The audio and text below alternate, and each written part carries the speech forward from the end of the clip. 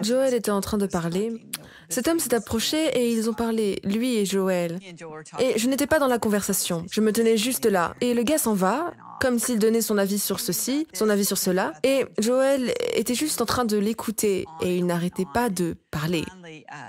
Et finalement, il est parti. Et j'ai regardé Joël et je lui ai demandé s'il était d'accord avec tout ce qu'il disait. Je veux dire, il était comme...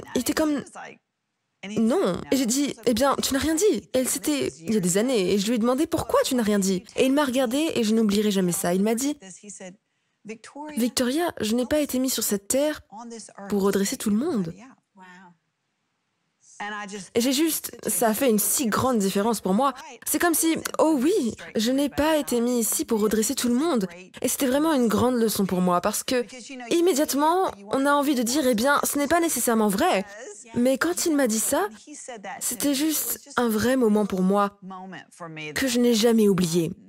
Et donc, j'ai appris maintenant, si vous parlez à quelqu'un qui part en vrille ou qui dit des choses que peut-être c'est un ami ou un oncle ou un membre de la famille, vous allez à la fête de Noël et vous savez qu'ils sont énervés de toute façon. Waouh. Et j'ai appris à avoir quelques réponses préférées.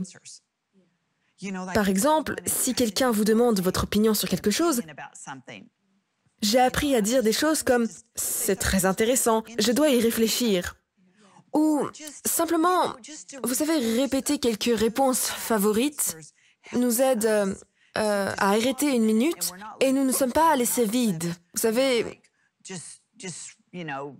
nous ne sommes pas laissés comme luttants avec ce que nous allons dire. Nous avons déjà, ok, c'est bien, je n'ai pas besoin d'avoir une réponse pour tout.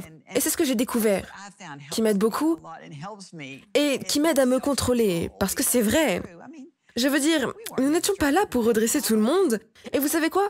Parfois, le temps est tout ce dont nous avons besoin. Je sais. À la table du dîner, eh bien, nous avons 5 enfants, il y a beaucoup d'opinions et j'essayais de leur enseigner que ce n'est pas parce que quelqu'un a des opinions aussi tranchées que vous devez lui dire qu'il a tort. Tu peux juste te laisser dire, écoute, la maturité, c'est de réaliser combien de choses n'ont pas besoin de ton opinion. Si quelqu'un est contrarié ou se sent fortement, tu protestes, qu'est-ce que ça va faire? Ça va le remuer.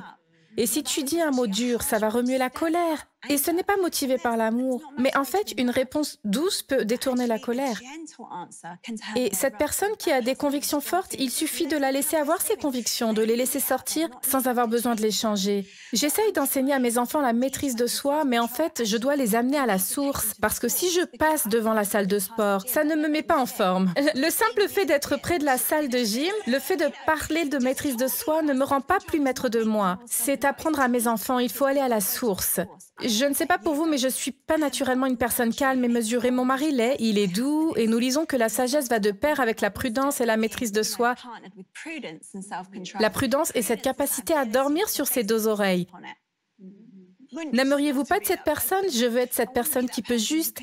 n'a pas besoin de réagir, peut juste dormir dessus, peut être mesurée, peut agir avec prudence et apprendre à mes enfants à aller à la source.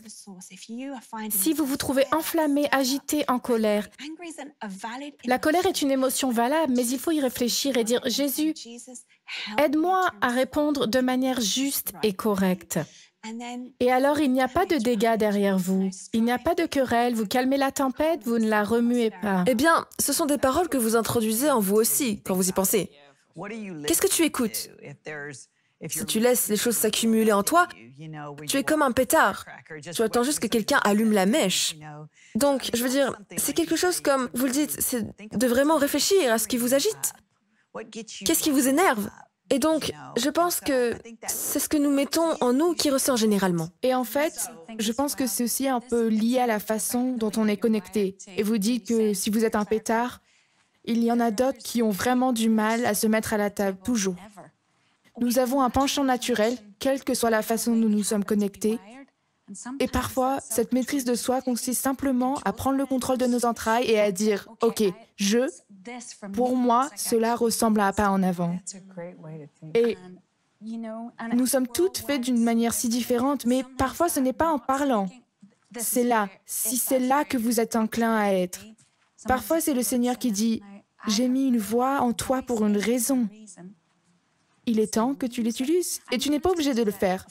Bien sûr, si vous êtes calme, de toute façon, vous n'allez probablement pas le faire d'une manière très agitée, mais il est si important que les gens entendent votre voix. Et c'est si important quand le Seigneur vous pousse à le faire, de le faire. Tout aussi important que de ne pas laisser les gens entendre votre voix quand le Seigneur vous le demande. Merci. Merci beaucoup pour votre engagement. Soyez silencieux. Shalom, j'espère que vous avez aimé cette vidéo. Abonnez-vous pour ne pas rater nos programmes. Merci de faire partie de notre famille TBN. Que Dieu vous bénisse. Shalom de Jérusalem.